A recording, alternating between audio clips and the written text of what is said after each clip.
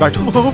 आप में से कोई एक आ सकता है। ठीक है, मैं नताशा के साथ एम्बुलेंस में जा रहा हूँ, तुम रजा के साथ गाड़ी में आ जाओ। ठीक है, जल्दी करो। चलो आ जाओ, जल्दी आ जाओ। जल्दी करें बाबा, प्लीज जल्दी करें, जल्दी करें।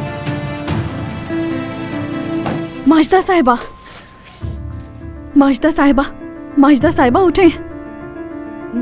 क्या हो गया? नताशा साहिबा। क्या हुआ नताशा को? उन्होंने खुदकुशी की कोशिश की है। क्या कहा तुमने? खुदकुशी की कोशिश? तो अभी कैसी है वो? कमाल साहब और मुराद ने आकर उन्हें बचा लिया और अभी वो उन्हें हॉस्पिटल लेकर गए हैं। सब ठीक हो जाएगा।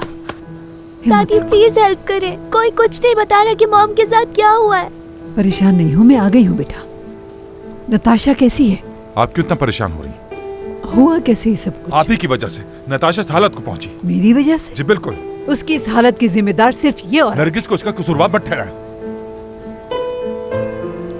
तुम खामोश नहीं हो सकती। नहीं हो सकती, मैं उसे यहाँ नहीं देखना चाहती। कमाल, उससे कहो चली जाए। मॉम। नताशा अभी खामोश हो जाओ, ये वक्त इन बातों का नहीं है, ठीक है?